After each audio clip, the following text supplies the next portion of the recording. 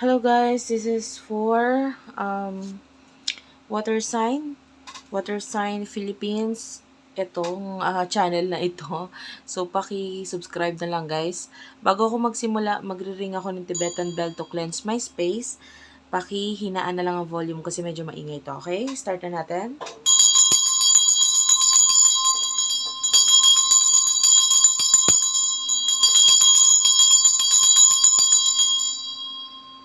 Okay, guys.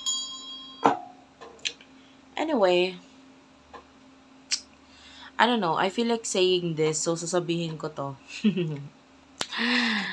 For some of you, if you're feeling something negative sa inyong tahanan, sa lugar kung saan ka nagtatrabaho or what, kasi I'm feeling like may mga negative energies around you, may mga hindi ka nakikita, may nararamdaman ka na something, you need to make noise. Yeah, like what I'm doing right now. Tibetan bell, I'm not saying na mag-purchase ka ng Tibetan bell or what. What I'm saying is that, kasi yung mga negative or especially yung mga hindi natin nakikita, yung spiritual, kind of thing. Ayaw nila ng ingay. Ayaw nila yan. Like, di ba, yung mga haunted or yung mga abandonadong pwesto or lugar, 'di ba? Kaya nandun yung negative at yung mga hindi magaganda is yung mga spirits na gusto ng katahimikan nandun kasi they like tahimik. So what I am encouraging you to do is gumawa ka ng ingay. Okay? May mga times it's okay na magpa-sounds or not kind of like sounds na maingay talaga. But, as simple as searching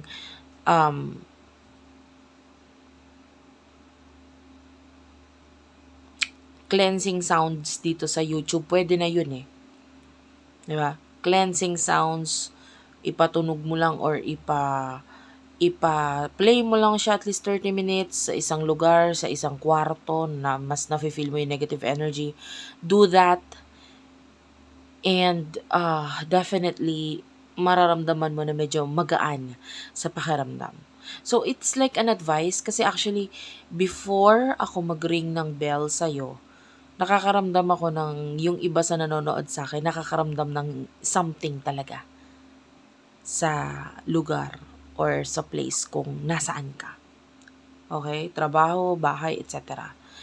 And that is my advice to you. Okay? So, punta na tayo sa reading. Water sign. Kung nakarelate ka doon, guys, maybe this is your reading. Kung nakarelate ka doon, kasi naramdaman ko agad yung energy mo. So, kung nakarelate ka, guys. Actually, I'm doing astrology reading. So, if you want to know your future, basahin natin yung natal chart mo, yung future mo through your astrological, you can, feel free to inquire doon sa aking YouTube, sa aking TikTok shop. Yan, dyan. Mas nagre-respond ako doon, especially if available naman yung sinasabi mo. Yung in-inquire mo, which is may ma-avail kang product sa akin. Specifically, yung mga bracelet na special. Ayan. Kung gusto mo magpabasa ng astrology. Okay? Tarot, hindi pa po open sa akin. Astrology pa lang. Astrology reading and palm reading, yan ang open sa akin. Okay, let's start your reading. You do have your soul and past lives. Wow. Nakakakita tayo dito ng reconnection with past person or past people in your life. Guys, kung sino man itong bumalik sa mga buhay mo, sa buhay mo,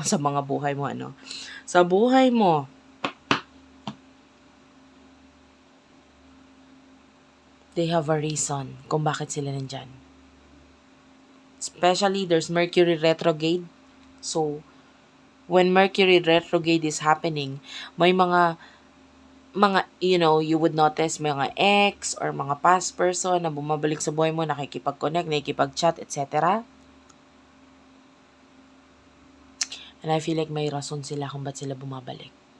May gagampanan sila sa buhay mo. But, you need to accept it. Kailangan mo tanggapin. If this is a toxic ex, that's not what I mean. Alam mo naman yon. Kung toxic person ito, toxic ex, sinasaktan ka niya, binubugbog ka niya, etc. I'm not encouraging that. Of course, kailangan mo maging matalino. What I am encouraging is that people from the past na bumabalik sa buhay mo, whether business-related, love-related, relationship, etc., friends, may rason sila kung bakit sila babalik. May gagampanan sila sa buhay mo. And you have to accept them. Kasi yung iba sa inyo, you're letting go. You're pushing them away. Like, ayoko, I'm busy, etc. You're letting go of them. And you're putting period sa bagay na hindi mo pa nararanasan. For example, actually yung connection mo with this person or people is comma lang eh. Alam mo yung comma? Kumbaga sa isang sentence or sa isang pangungusap, yung comma is may kadugsong pa yun, hindi pa yun yung period. Hindi pa yun yung dulo ng sentence. So it means itong person na ito is there's another story or another chapter sa inyong dalawa. Okay? Sabi ko nga, itong taong ito na tinutukoy ko ay hindi lang naman kinalaman sa love. Pwedeng may kinalaman sa work or sa career. Yung iba magtataka, bakit parang nabalik ako dito sa etc. etc. Nagbalik itong taong ito or nagbalik itong career ko na to etc. Kasi yung pala may gagampanan pa sila sa buhay mo. And hindi pa ito completely finish, no? May gagampanan pa sila sa buhay mo. And sabi ko nga, kailangan i-accept mo. Except for the toxic people, of course.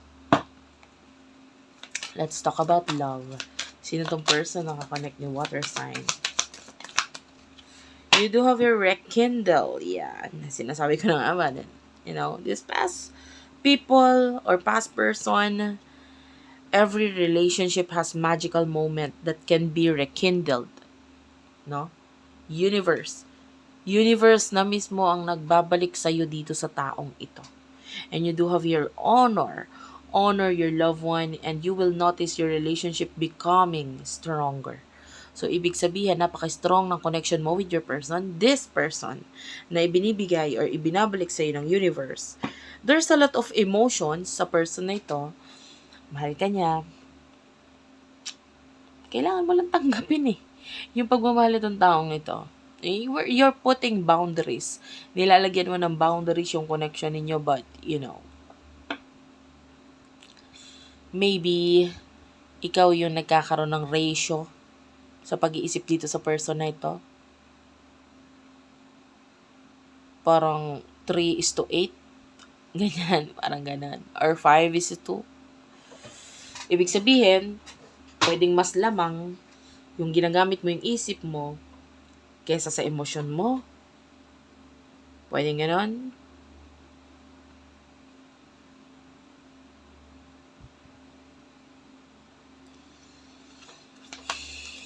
Nakakita ko ng bulaklak sa ulo. I don't know kung bulaklak ka ba sa ulo or what.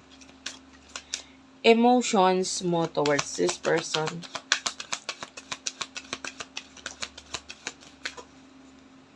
Or, maaaring ikaw ay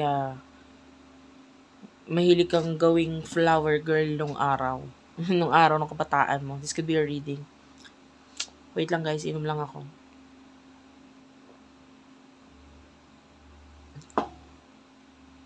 But of course, wala naman akong pinatutungkulang gender. Kasi open to kahit sa LGBTQIA+, itong reading na to, okay? Emotion mo is, you have your deeply, guys, look at the picture. Especially kung ikaw ay single. hanggang kailan ka magiging single? Nakakita na ako ng monk dito, oh. Monk is someone na parang dedicated na sila sa pagiging single for life. And alam mo yun, kumbaga parang katumbas nito is pare, no, sa Catholic dito sa atin. Parang single or maybe even virgin for life, that kind of stuff. And because you feel like may purpose ka pa or may hinahanap ka pa, may gusto ka pang gawin sa buhay mo, sa ngayon, wala ko nakikitang emotion ka na nararamdaman dito sa person na ito. But rather, this is you na maybe may mga hinahanap ka pa sa sarili mo. Or may hinahanap ka pa sa mga taong ito or sa taong ito. No? You do have your heart.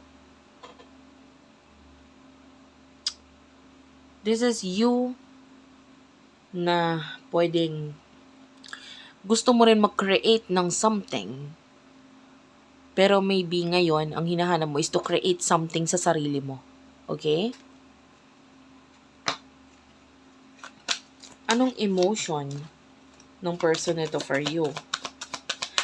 Guys, some of you high chance ang pagiging single for life. Honestly, kung ganyan ang thinking mo, kung ganyan ka mag-isip, ganyan ka maka-emote dyan, at ganyan yung mga bagay na hinahanap mo, kasi actually, hindi mo ito mahahanap sa kung sino man. Pwedeng, ang hinahanap mo ito sa sarili mo, so medyo mahirap, etc.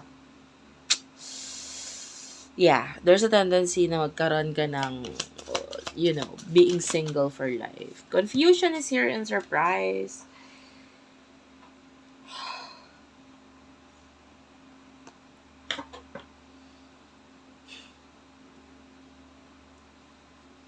Yung person na ito is like, hindi niya alam kung ano gusto mong mangyari. There are times na you are hot and cold at the same time. Pwede may times na nakikipag-connect ka, communicate ka, etc. So, you're being hot. Tapos may times na naman na nagiging cold ka. So, nako-confuse siya. Hindi niya alam kung ano talagang gusto mo.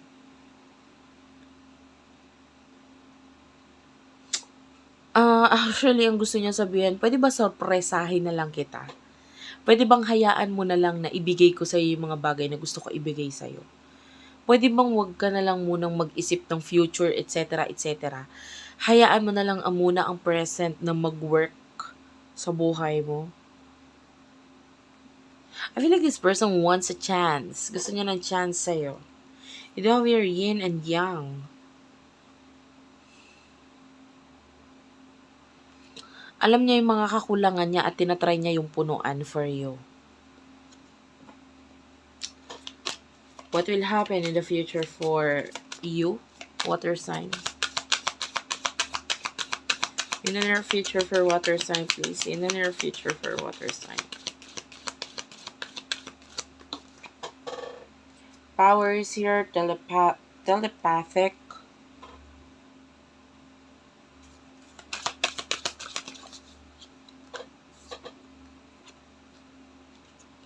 The temptation, love, heart is here.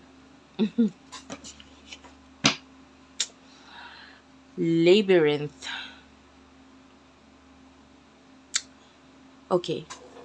The way I see this, I see that there's no way out. Hindi mo to pwedeng takasan. Okay? There's a person na hindi mo kayang takasan. Hindi ka pwedeng mag-deny or hindi ka pwedeng gumawa ng alibi dito sa person na ito. And in the future, this person is going to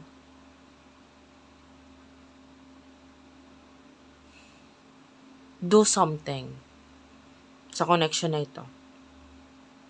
Kasi mahal ka niya eh. Okay? This person is obsessed with you. Gagawa siya ng paraan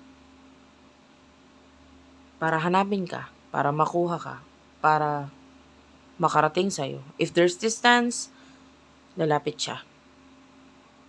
This person loves you. Okay?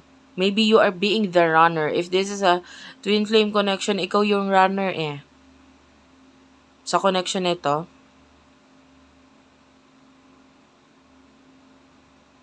But this past person is coming back or will find a way para makipag-reconcile sa'yo. I can see dating for some of you with the bond or communication. Gusto niya makipag-communicate sa'yo eh. Kasi marami siya natututunan. And he or she will find a way. Thank you for watching, guys. I love you all. Paki-subscribe na lang, pa-comment sa baba, and bye-bye.